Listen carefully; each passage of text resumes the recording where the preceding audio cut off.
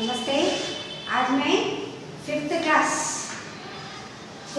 का पार्ट 6 बड़ बोली मक्खी। मक्खी यानी हाउस फ्लाई है।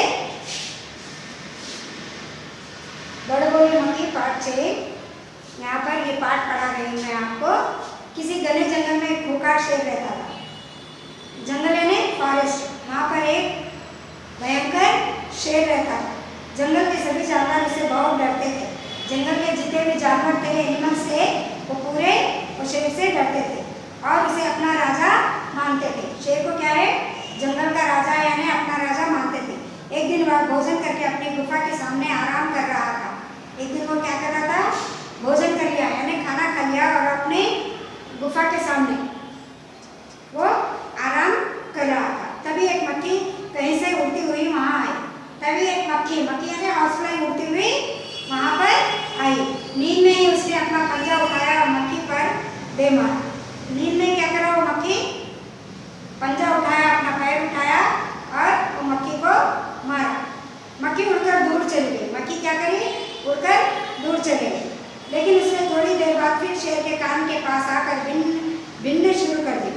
फिर क्या करी मक्खी, शेर के कान के पास, ईयर के पास आई और भिन भिन भिन भिन बोल के आवाज करती हुई वहां पर घूमने लगी।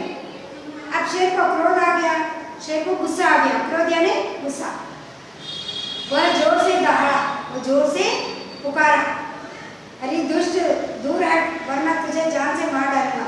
शेर क्या बोला, अरे दुष्ट, दुष्ट यानी खराब, यहाँ से दूर हट जा नहीं तो मैं तुझे मार डालूंगा।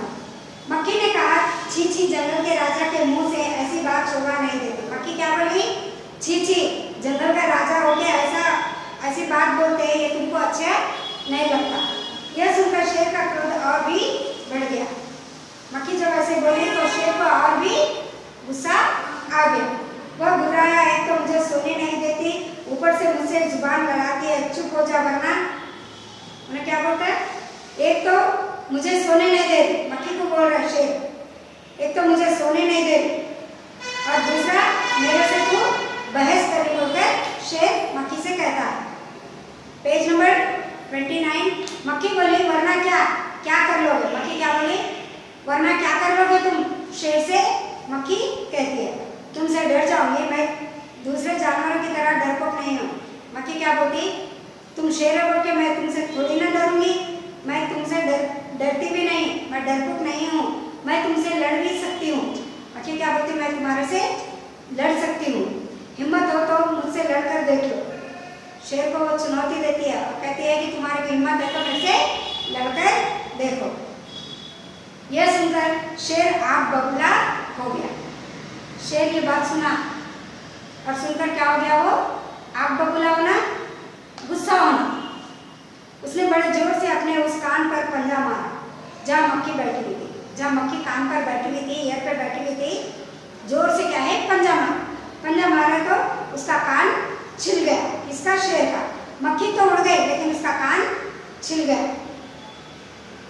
अब मक्खी उड़कर शेर की नाक पर जा बैठी। फिर क्या करी मक्खी, आके नोज पे बैठी, नाक पे बैठी। शेर गुस्से में तो था ही, उसने फिर जोर से पंजा मारा।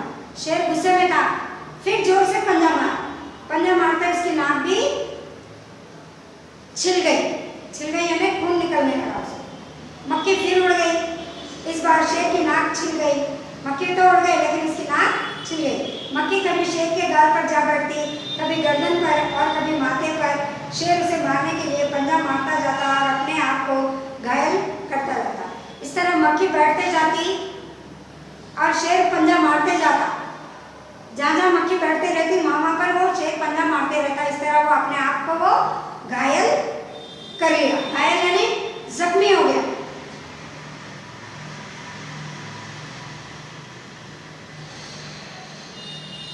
उसके वार करते ही मक्खी झट से उड़ जाती। अंत में शेर थक गया। अब अंत में क्या है, आखिर में शेर थक गया। वह बोला, मक्खी रानी अब मुझे माफ कर दो, तुम जीती मैं हारा। शेर क्या बोलता, मक्खी रानी अब तुम मेरे को माफ कर दो, तुम जीते और मैं हारी। अब मक्खी घमंड में भरकर उड़ती उड़ती आगे बढ़ी। सामने से एक हाथी आ रहा था। मक्खी ने कहा, अरे ओ हाथी, मुझे प्रणाम कर। अब मक्खी को घमंड आ गया क्योंकि शेर भी उससे सॉरी बोला, माफी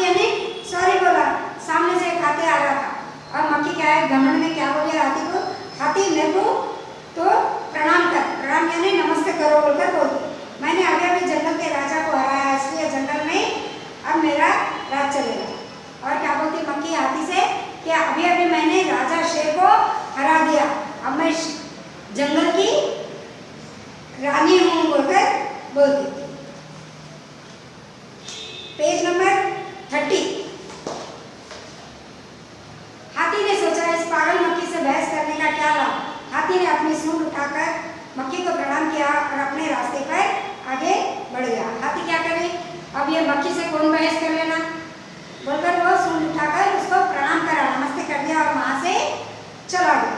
सामने से एक लोमड़ी आ रही थी, तो सामने से क्या है, एक लोमड़ी आ रही थी, फॉक्स आ रहा है। उसने यह सब देखा तो वह मंद मंद मुस्कुराने लगी। लोमड़ी क्या है, ये सब तमाशा देख रही थी और वो मुस्कुराने लगी।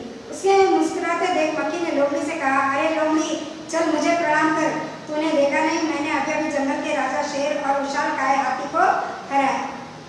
अब उसे मुस्कुराता देख मक्खी ने लोमड़ी से कहा, लोमड़ी मुस्कुरा रही थी तो मुस्कुराते हुए मक्खी देख ली और उसे बोले कि अरे लोमड़ी तू मुझको प्रणाम कर, नमस्ते कर, अभी अभी मैं जंगल से आ रही हूँ और वहाँ पर शेर को, राजा शेर को मैं हरा दी, जो इतना बड़ा उसका शरीर है, इतना खूंखार है, उसको मैं हरा के आई बोलकर बोलते, और अभी अभी हाथी को भी मैं हरा दी बोलकर बोलती। लोमड़ी ने उसे प्रणाम किया और बोली, ये मक्खी रानी आप धन्य है, वे माता पिता भी धन्य है जिन्होंने आपको जन्म दिया। अब लोमड़ी क्या बोलती, नमस्ते करती मक्खी को और बोलती कि आप धन्य हैं और आपको जो पैदा करे वो माता पिता भी धन्य है, अच्छे हैं जिन्होंने आपको जन्म दिया। जिन्होंने यानी मक्खी के माता पिता को बोलते हैं, जो माता पिता तेरे को जन्म दिए वो भी अच्छे हैं और तू भी अच्छी है बोलकर बोलते। यह सुनकर मक्खी बहुत खुश हो गई, यह सुनकर मक्खी बहुत खुश हो गई क्योंकि तारीफ करी ना लोमड़ी।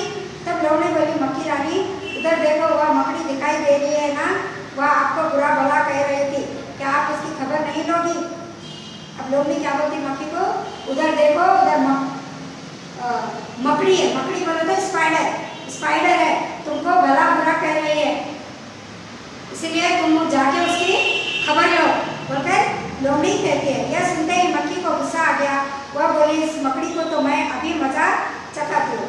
ये सुनकर मक्खी हंस को गुस्सा आ गया और मकड़ी के पास वो चली गई, अभी उसको मैं मजा चखाती बोलकर। यह कहकर वह मकड़ी की तरफ झपटी और जाकर मकड़ी के जाले में फंस गई। और मक्खी ये बोलते हुए, लोमड़ी को बोलते हुए, उसको मजा चखाऊंगी बोलते हुए मकड़ी की तरफ चले गए और वहां पर जाले में लपट गए। मकड़ी जाला बुनती ना, तो उसमें वो फंस गए। उसने मकड़ी के जाले से छूटने की बहुत कोशिश की, लेकिन ज्यों ज्यों वह कोशिश करती गई त्यों त्यों और अधिक उलझती गई। तो मकड़ी जो जाले में फंस गई थी वो जाले में से निकलने की कोशिश करे, जैसे जैसे वो कोशिश करती है निकलने की, वैसे वैसे और वो फंसती चली जाती है। अंत में वह थक कर हार गई और मर गई। आखिर में वो थक गई और मकड़ी के जाले में ही वो मर गई। तब लोमड़ी ने उसे मुस्कुरा कर देखा, अपनी राह पर चलती हुई। तब लोमड़ी क्या करी, मक्खी को देखी कि उसमें छटपटा कर वो मर गई जाले में, मकड़ी के स्पाइडर के जाले में मर गई और वहाँ से मुस्कुरा कर वहाँ से वो चली गई। तो इस तरह हम देखते हैं कि हमें कभी भी कोई भी चीज़ का अधिक चालाक बनना नहीं, घमंड नहीं करना चाहिए। जो दूसरों को धोखा देते हैं वो कभी भी स्वयं भी धोखा खाते हैं। तो ये पाठ से हमें यही सीख मिलती है कि जो दूसरों को धोखा देता है वो स्वयं भी धोखा